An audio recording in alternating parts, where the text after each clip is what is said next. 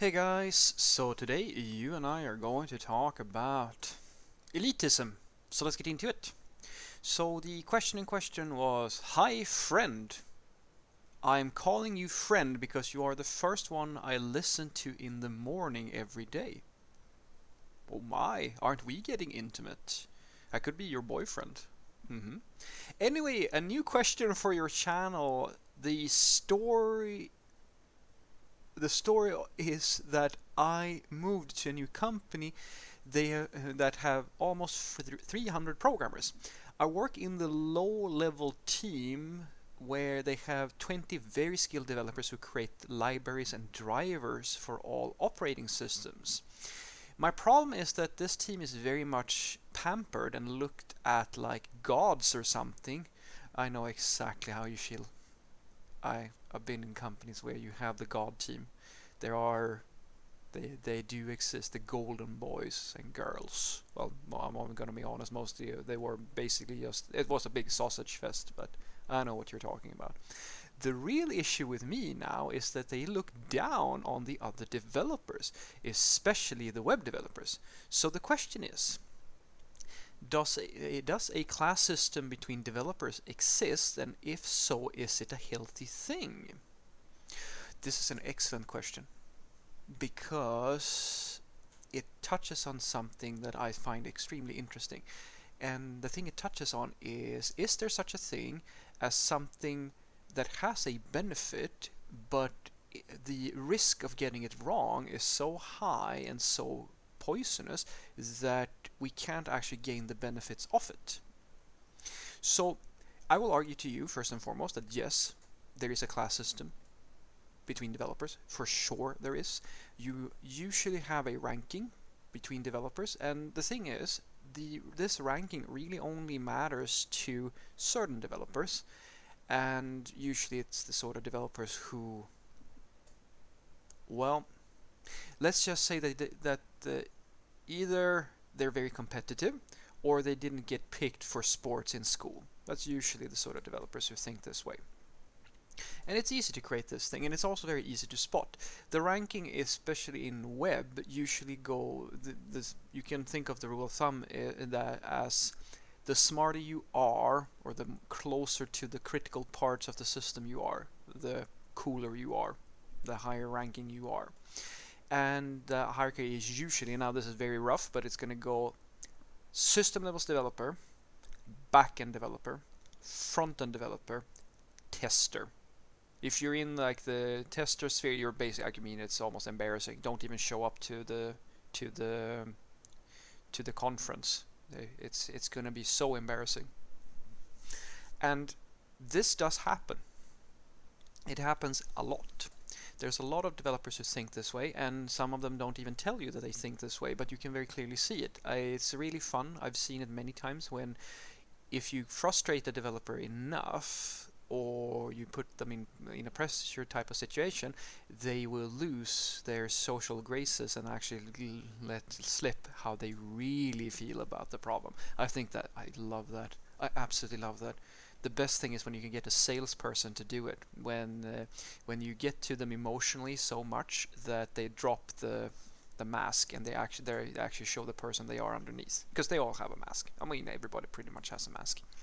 But this is a real thing. It is a I think it's inevitable. It is definitely inevitable to have a class system. I don't think inherently this is a bad thing. I just think that the way that we handle it, because we are deeply flawed, insecure, pathetic creatures, it becomes a problem. And I look at this as very similar to things such as, say, race studies and so forth, where the idea behind studying race and genetics and so forth, and properties of different species in humans and in animals, of course, and so forth. Humans is usually the sensitive part.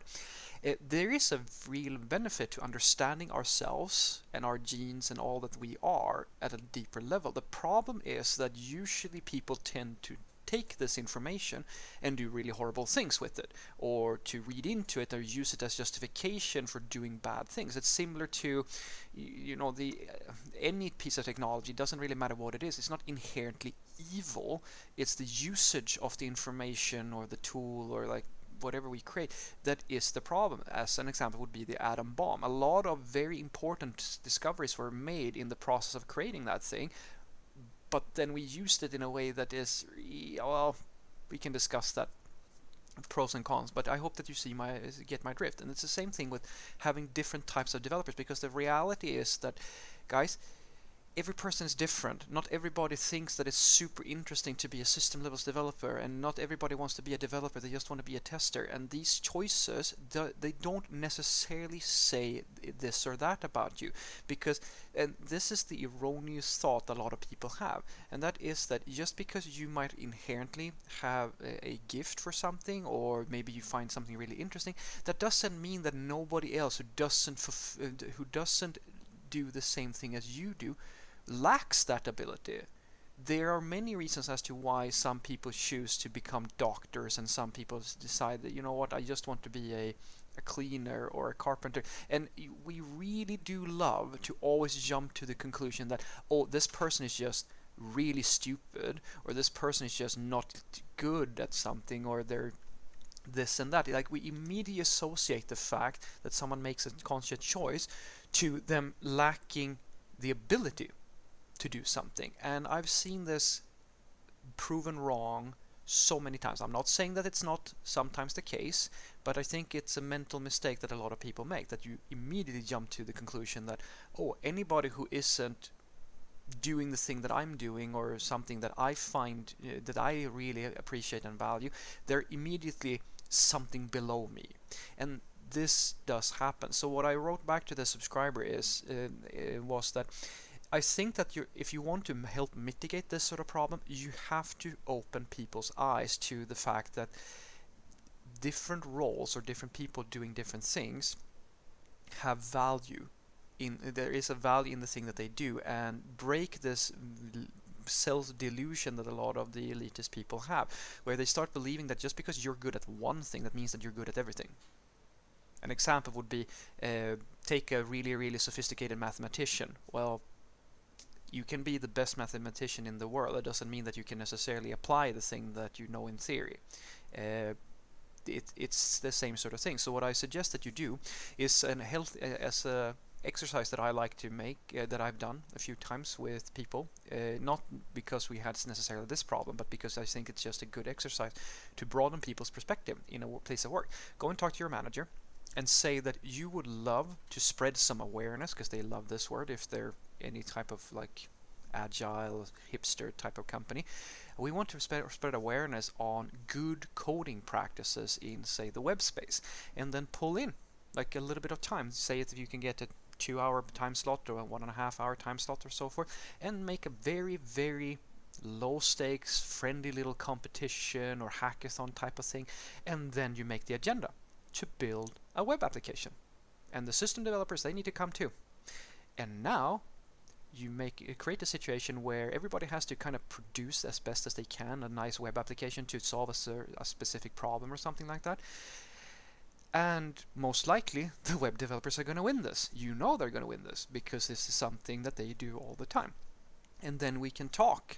You can facilitate conversations that hopefully leads to the insights that you're actually after. And that is to show the system levels developer that, you know what, we're really good at this stuff, but there actually is a few people who know something that is fairly important as well, that we're not as good as. I mean, maybe it's not for us, but I mean, there is a value. And if you can just get them to admit that other people have a value, even though they're not necessarily all that interested in the thing, you have created a bridge. You've created a relationship, or like an appreciation for the other group in this elitist group. And that is one of the most powerful things that you can do, because the next step can then be to have a system levels discussion or something like that, and then turn the whole thing and say, all right, we're going to do something a little bit lower level now. And now when the system levels developers have hopefully gotten a little bit of an appreciation for the other groups, they will be more receptive to understand, hopefully, that the other groups, they appreciate them as well. And now the appreciation, it's not going to be 50-50. They're not going to love each other in a 50-50 manner, but the appreciation can now become mutual. So what I want you to take away from this is that if you're dealing with elitism, and if that is a problem in your company, I think that you need to address it in the way that makes most sense, and that is usually that you have to create an appreciation between people. People have to understand that different groups have a value because you're all there for a reason. Everybody needs to contribute, otherwise you wouldn't be there. It's the same thing with doctors and nurses, or security guards versus police officers. You're filling a role, you're providing a value, and getting an appreciation for that someone is doing something that you are not doing. Well, that is as easy as showing that there are things that they are useful for doing, and in many cases they're actually really good at that thing, well, where you may not be as good. And that is a very nice way, I think, at the very least, to break this class hierarchy type of thing, because it does exist in practically all things, even in IT. And the class system is usually enforced by people who feel as the smarter I am, or the closer I am to the critical components, the things that I value in the system, the more of a right I have to look down on people. And all it really takes for such an individual to change their perspective is, well, one part a little bit of self-confidence and a little bit of maturity, but the other thing is going to be a a realization that there are things that they're not actually all that good at, that other people that they look down on are extremely good at. If you want to see a really good example of that, try to design things. Nobody is as underappreciated as designers, but the second you try to match them when designing something, they will take you to school, my friend. Have a great day.